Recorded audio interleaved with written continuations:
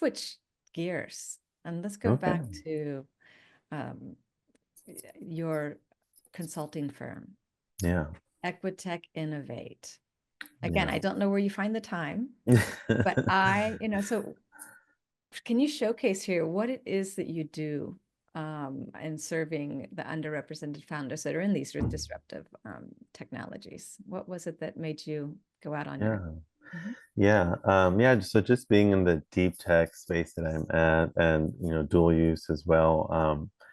One thing that I started noticing, and it's something that I've noticed even from just my own background, right, in STEM, right, is Mhm. sort of one, a lack of diversity and representation, right, of, different backgrounds, especially my backgrounds, right, whether it's LGBTQ, people of color, but also women.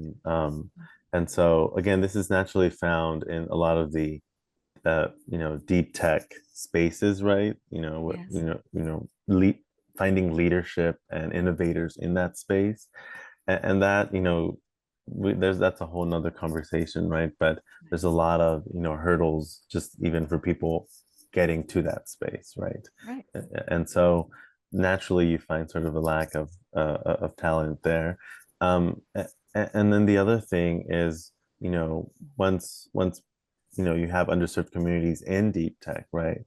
Then you Mhm. have less of them that are aware or become deep tech founders, right?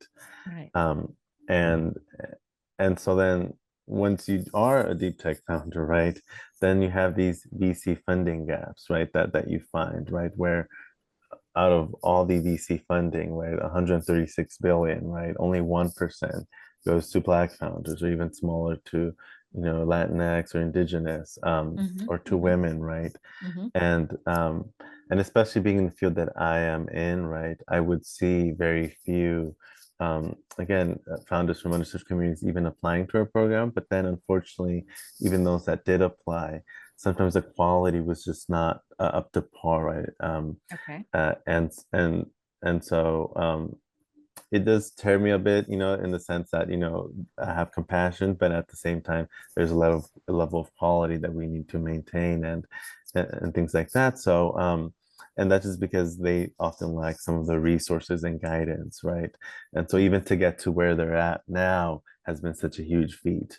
Um, and so that's where I saw the opportunity to really step in and, establish my own strategic consulting and advisory firm to really help underserved founders, and give them a little bit more guidance and really help them, get their technologies to market.